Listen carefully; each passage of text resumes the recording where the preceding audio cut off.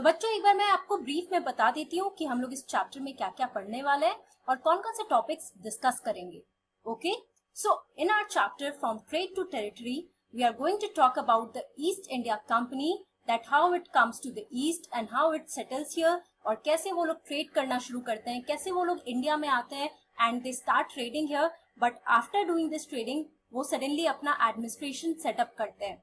Okay, तो हम लोग ये सारे प्रोसेस को किस तरीके से सब कुछ हुआ है we are going to discuss here.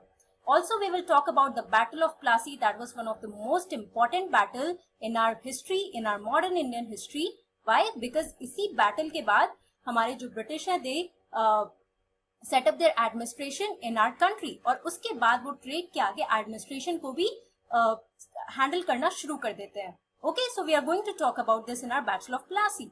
Then how the company rule expands. तो हम लोग इसके बाद देखेंगे किस तरीके से कि जो ईस्ट इंडिया कंपनी वो सिर्फ ट्रेड करने आती है, किस तरीके से इनका रूल एक्सपैंड करता है इंडिया में and they start ruling us. Also setting up a new administration, we will also talk about it. So let us start with our first session here, that is East India Company comes east. Okay, तो बच्चों जब हम लोग अपने class 7 में हमने अपना last chapter पढ़ा था, we were talking about the 18th century, और उसमें हम लोगों ने लास्ट में क्या पढ़ा था कि हमारा लास्ट मुस्लिम रूलर कौन था, तो औरंगजेब, राइट.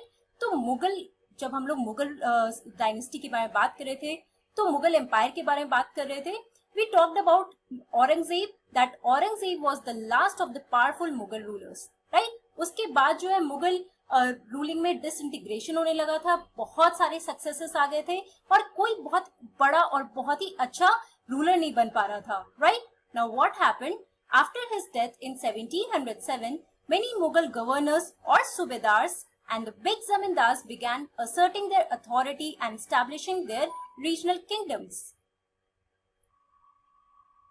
तो आप लोगों ने ये भी पढ़ा था कि जब मुगल एम्पायर डिसइंटीग्रेट करने लगा था तो बहुत सारे रीजनल किंगडम्स आने लगे थे, like that of Awadh, Hyderabad, Bengal और सिख्स जो पंजाब रीजन में थे, तो ऐसे, और मराठास, तो ऐसे बहुत सारे रीजनल किंगडम्स, राजपूत, ये सारे रीजनल किंगडम्स इमर्ज होने लगे थे after the disintegration of the Mughal empire. But apart from that, by the second half of the 18th century, however, a new power was emerging on the political horizon. That was the British. Okay? तो ये regional kingdoms तो आ रहे थे बच्चों, लेकिन bye the second half of 18th century, यानी कि 1750s से अगर हम बात करें, तो एक न्यू पावर इमर्ज करने लगा था पॉलिटिकल होराइजन में, और वो था हमारा British power. Okay, now see in this map, आप क्या देख रहे हो, जो मुगल एम्पायर हमारा था, तो मुगल एम्पायर का ऑलमोस्ट ये रीजन पूरा था, राइट. सो अकबर, अगर during the reign of Akbar हम लोगों ने देखा था, ये पूरा अपना रीजन है.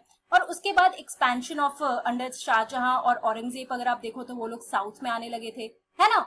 बट इसके बाद आप देखो कि आपको regional kingdoms, Rajput, Sikhs, Marathas, Hyderabad, फिर उसके अलावा बंगाल रीजन में, अवध रीजन में, तो ऐसे बहुत रीजनल किंगडम्स इमर्ज हो रहे थे.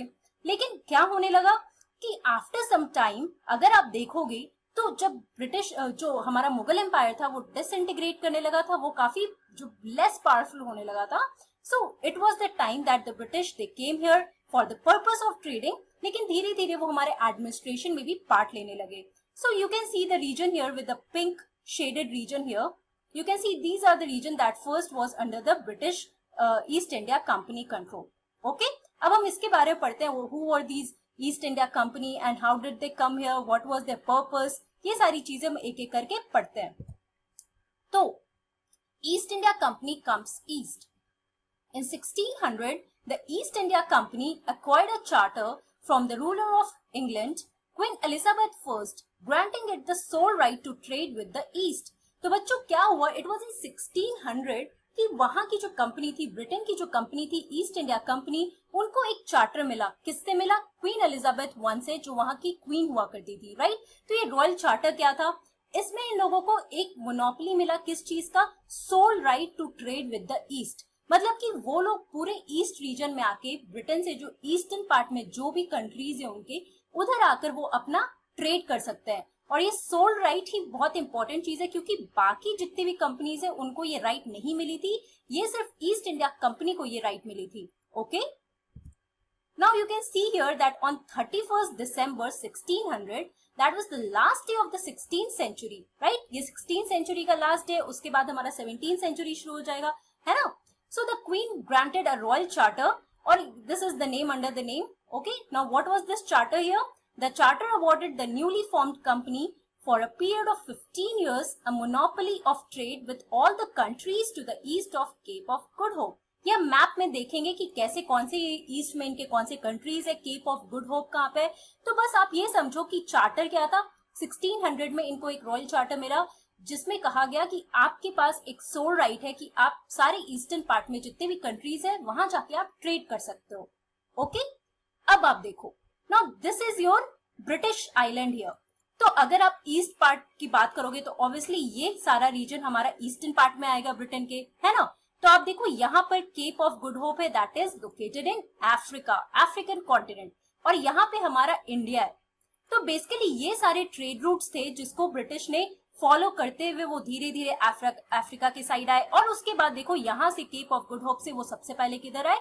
तो हमारे इंडिया में आए. Now you can C Calcutta, Madras, Bombay. Now these were some of the important places where they started trading. Okay, अब एक एक करके ये देखने वाले हैं. Now what happened? That mercantile trading companies in those days made profit primarily by excluding competition so that they could buy cheap and sell dear. अब इसके कहने का क्या मतलब है? मर्केंटाइल ट्रेडिंग क्या होता है बच्चों?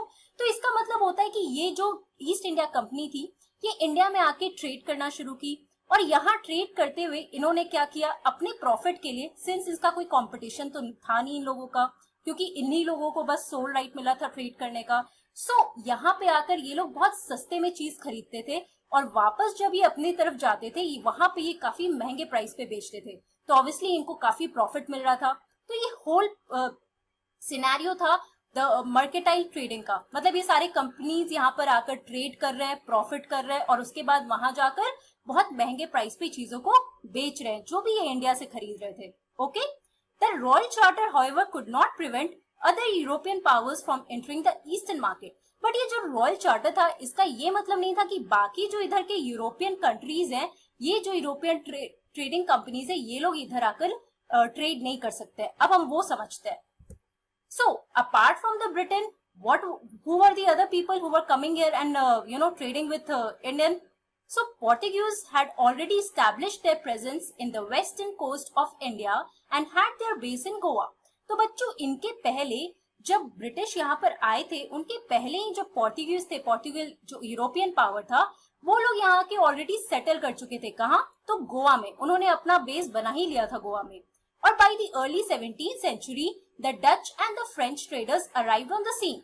इसके अलावा और कौन यूरोपियन पावर्स थे? तो हमारे डच और जो हमारे फ्रेंच यानी फ्रांस के लोग. तो इधर के लोग भी धीरे धीरे वो लोग आकर ट्रेड करने लगे. तो मतलब अब कंपटीशन बढ़ने लगा था ब्रिटिश के लिए, राइट? ब्रिटेन ट्रेडिंग कंपनी जो हमारे ईस्ट इंडिया कंपनी है, क्योंकि हर एक जगह से पोर्टुगीज, डच, फ्रेंच, हर एक जगह से ये कंपनीज आकर इंडिया में इन लोगों ने भी ट्रेडिंग करना शुरू कर दिया था. तो ऑब्वियसली अगर इतने लोग आएंगे तो ऑब्वियसली कंपटीशन तो बढ़ेगा, है ना? So as a result, what happened? The competition grew and the urge to secure markets therefore led to fierce battles between the trading companies. अब बच्चों सबका एक ही काम था कि यहाँ पर इंडिया में आके ये सारी चीजों को खरीदेंगे और उसके बाद ये जाकर अपने जगह पे महंगे प्राइस पे बेचेंगे to earn more profit, right? और इसी के as a result the competition grew, और जितने भी लोग थे they wanted to secure their own markets. और इसकी वजह से क्या हुआ? सारी कंपनीज के बीच में, जितनी भी ट्रेडिंग कंपनीज थी, इनके बीच में बहुत ज्यादा फियर्स बैटल शुरू हो गया, right? Now these led to the battles. और उसके बाद विक्टोरियस कौन था? ब्रिटेन था. वो उन्होंने धीरे धीरे पहले फ्रेंच को हटाया, फिर पोर्टुगीज को हटाया, डच को हटाया, ऐसे ऐसे करके इन लोग आपस में पहले लड़ने लगे क्योंकि इनको अपना मार्केट सिक्योर करना था इंडिया में. तो उसके बाद विक्टोरियस पावर हमारा था Britain, that started trading in our country India. Now let us see how East India Company it begins to trade in Bengal. So first of all let us see that जैसे हमने देखा कि जो हमारे Portuguese थे वो कहाँ आए थे? गोवा में स्टैब्लिश किए थे अपना बेस, राइट? लेकिन ईस्ट इंडिया कंपनी जैसे इंडिया में आई थी, they started their trade in Bengal here. Okay, so the first English factory was set up on the banks of river Hooghly in 1651. तो आप देख रहे हो इन लोगों ने आपस में तो पहले लड़ाइयां कर ली, जो डच है, पोर्टुगीज है, ब्रिटिश है, ब्रिटेन है, सब ने आपस में लड़ाइयाँ करी, जितनी भी ट्रेडिंग कंपनीज थी। उसके बाद फाइनली जो फर्स्ट इंग्लिश फैक्ट्री थी जो ईस्ट इंडिया कंपनी ने अपना बनाया था बेस, वो कहाँ बनाया था? रिवर हुगली में, जो कि कहाँ था? बंगाल में। Okay, now we call it as West Bengal या फिर कैलकाटा भी हम लोग बोलते हैं, है ना। So the factory had a warehouse where goods for export were stored and also it has the office जहाँ पे कंपनी ऑफिशियल्स जो लोग वहां पे रहते थे। बेसिकली ये फैक्ट्री में क्या होता था? एक बड़ा सा वेयरहाउस है जहाँ पे सारे सामान रखे रहते थे जो एक्सपोर्ट के लिए जाने वाले होते हैं, राइट। वो लोग पहले यहाँ से सामान खरीदते थे और ऑब्वियसली वो एक्सपोर्ट करने के लिए कर रहे हैं क्योंकि उनका ट्रेडिंग ही मेन फोर्ट है यहाँ पर, है ना। तो here you can see this is the river scene of Hooghly here, जो कैलकाटा में है, और यहाँ पे इन लोगों ने अपना ट्रेड स्टैब्लिश किया था। नाउ आफ्टर दैट जब इन्होंने ट्रेड स्टैब्लिश कर लिया, उसके बाद इन लोगों ने देखा कि इन्हें फायदा कब होगा? जब ये लोग जो भी सामान खरीद रहे हैं उसको ड्यूटी फ्री किया जाए, मतलब कोई भी टैक्स ना लिया जाए कोई भी चीजों पे। तो उस टाइम पे जो मुगल ऑफिशियल्स थे, मुगल रूलर्स थे उस टाइम पे, तो ब्रिटिश जो ईस्ट इंडिया कंपनी है, उन्होंने सोचा हमें इनको बोलना चाहिए कि हमें जो है आप हमारे ट्रेड को टैक्स फ्री करो। Now 2 years later, it bribed Mughal officials into giving the company zamindari rights over 3 villages. After that, what happened? They started asking these people that जितने भी मुगल ऑफिशियल्स थे कि आप हमें जमींदारी राइट्स दो। जमींदारी राइट्स कहने का क्या मतलब है? कि जितने भी वहां पे विलेजेस है उनका रेवेन्यूज जो कलेक्ट करके जो भी इनको मिलेगा वो रखेंगे, राइट। तो आप लोगों ने ये सब सारी चीजें हम लोगों ने क्लास 7 में भी देखा है, राइट, कि जितने भी जमींदार उस टाइम पे जो बंगाल में या डिफरेंट रीजनल किंगडम्स में बहुत बड़े बड़े जमींदार भी इमर्ज हो रहे थे, तो वो सारे विलेजेस में ही रह रहे थे। तो कंपनी का कहना था कि हमें इन सारी जगह का जमींदारी राइट्स दे दो, और 2-3 विलेजेस का इन लोगों को जमींदारी राइट्स भी मिला। Also it also persuaded the Mughal emperor Aurangzeb to issue a farman granting the company the right to trade duty free. तो जैसे मैंने आपको बोला कि मुगल एम्परर औरंगजेब उस टाइम पे they also the company, the East India Company, they persuaded Aurangzeb to issue a फरमान। अब फरमान क्या होता है? ये एक रॉयल वर्डिक्ट होता है, ये एक रॉयल ऑर्डर समझो जो एक मुगल रूलर ही देता है, उसको हम लोग फरमान कहते हैं। ओके, सो उनको बोला कि हमें आप एक फरमान जारी करो जिससे कि हमें एक राइट मिले टू ट्रेड ड्यूटी फ्री, मतलब हमारी ट्रेडिंग पे कोई टैक्स ना लगे। जैसे आप चीजों को यहाँ से एक्सपोर्ट करोगे, चीजें यहाँ से बाहर ले जाओगे, तो आपको उस पर टैक्स भी देना पड़ता है, राइट। तो इंडिया से जो भी सामान वो खरीद रहे थे उनको उसके लिए वो टैक्स भी देना पड़ रहा था। तो इसलिए इन लोगों ने सोचा कि अब हमें ऐसा कुछ करना पड़ेगा, हमें इन मुगल ऑफिशियल्स, मुगल रूलर को ही फोर्स करना पड़ेगा कि हमें ये लोग टैक्स फ्री ट्रेड करने दे, क्योंकि उनको फिर फायदा नहीं हो रहा था बहुत, क्योंकि आधे से ज्यादा पैसे जो है इनको इन सब चीजों में ही देने पड़ रहे थे। Okay, now this is how they were getting into the trade system here. Okay, तो बच्चों आज की क्लास में हम लोगों ने क्या पढ़ा? We talked about the East India Company. We saw how in 1600 a royal charter was passed by Queen Elizabeth I, who was the ruler of England that time। और उन्होंने इस चार्टर में क्या किया कि जो ईस्ट इंडिया कंपनी है उसी के पास एक मोनोपोली या राइट, सोल राइट है to trade with the eastern countries from the Cape of Good Hope. तो हम लोगों ने वो ट्रेड रूट्स भी देखे, किस तरीके से अफ्रीका से होते हुए ये लोग इंडिया में अपने ट्रेड रूट्स के थ्रू आना शुरू किए। और सबसे पहले जो ईस्ट इंडिया कंपनी है उन्होंने सबसे पहले अपना ट्रेड कहाँ शुरू किया था? So they started in the region of Bengal. वहां पे सबसे पहले इन्होंने हुगली में अपना एक बेस क्रिएट किया था। इसके अलावा अलग से भी यूरोपियन पावर्स थे, that were the Portuguese and that were the Dutch and French, जिन्होंने अपने पावर्स और ट्रेडिंग पावर्स जो है एस्टैब्लिश करना शुरू किया था इंडिया में। बट धीरे धीरे कंपटीशन बढ़ने लगा इन लोगों के बीच में, क्योंकि सबको एक ही चीज की ट्रेडिंग करनी थी। तो ऑब्वियसली सब इतने लोग अगर एक चीज पे लगे रहेंगे तो कंपटीशन तो होना है, और इस कंपटीशन की वजह से बहुत ज्यादा फियर्स बैटल्स होने लगे। और ब्रिटेन जो है, जो ईस्ट इंडिया कंपनी थी, they started fighting with the French, with the Dutch, with the Portuguese, और एक एक करके सारे यूरोपियन पावर्स जो है वो हार गए, और फाइनली जो विक्टोरियस हुआ दैट वर द ब्रिटेन। और इसी तरीके से ये लोग फाइनली ईस्ट, यानी हमारे कंट्री के ईस्टर्न पार्ट में अगर आप देखो तो वो आना शुरू किए। बंगाल में इन्होंने अपना ट्रेड स्टैब्लिश किया, और किस तरीके से इन्होंने एडमिनिस्ट्रेशन में घुसना शुरू किया।